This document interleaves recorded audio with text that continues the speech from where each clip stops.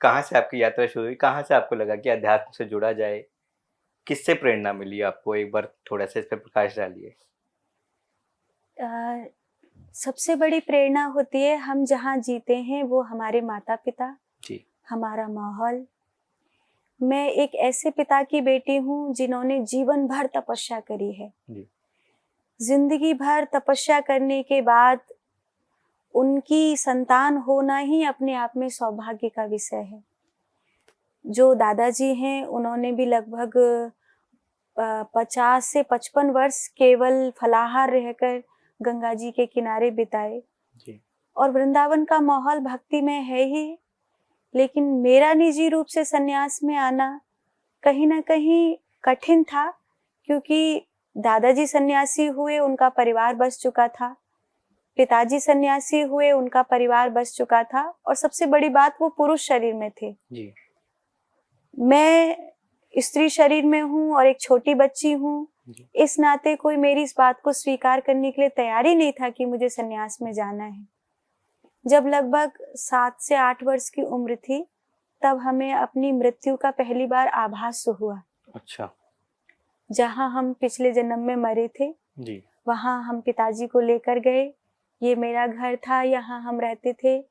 माने अब उस जीवन से जो चीजें थी वो एकदम क्लियर हो गई थी कि अगर मैं हनुमान जी का भगत था और उस सिद्धि की साधना से जी रहा था और अब मेरी मृत्यु हो गई और मैं इस दूसरे जन्म में आ गया हूँ, जी।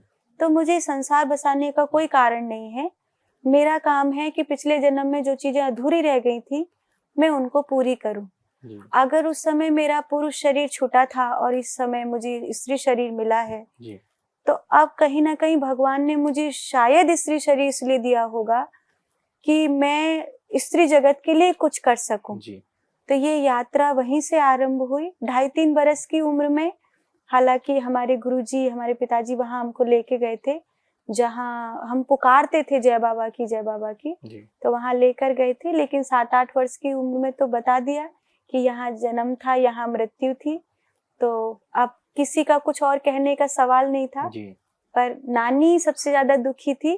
वो हमको इस भेष में नहीं देख सकती थी, क्योंकि उन्होंने हमारी माँ को इस भेष में देखा जी। जब हमारे पिताजी ने संन्यास ले लिया। जी। तो हमारी नानी थोड़ी सी विचलित रहती थी कि पहले उसको इस भेष में देखा, अब बेटी की बेटी को इस भेष में देखना जी। उनके लिए सहनीय नहीं था।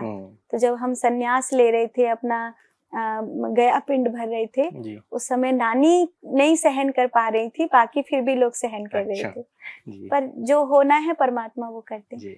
महाराज जी, आपने सन्यास की बात करी, जैसे कि गृहस्थ जीवन आज के टाइम पे इतने तलाक हो रहे हैं, बच्चे बात नहीं मान रहे हैं, तो लोगों को लगता है गृहस्थ जीवन ज्यादा मुश्किल है या सन्यासी जीवन ज्यादा मुश्किल है?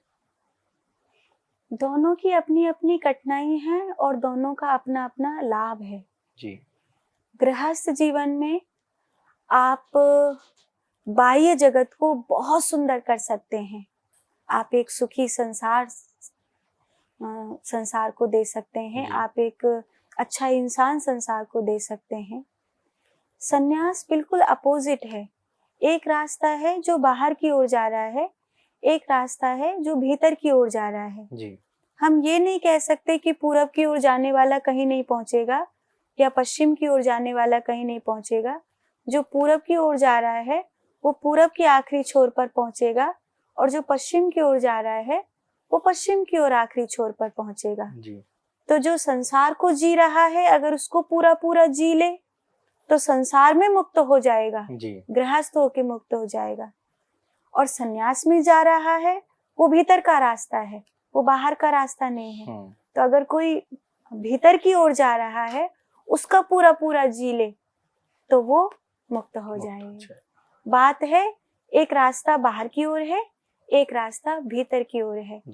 एक ब्रह्मांड में नया पिंड दे रहा है और एक पिंड में ब्रह्मांड को समेट रहा है।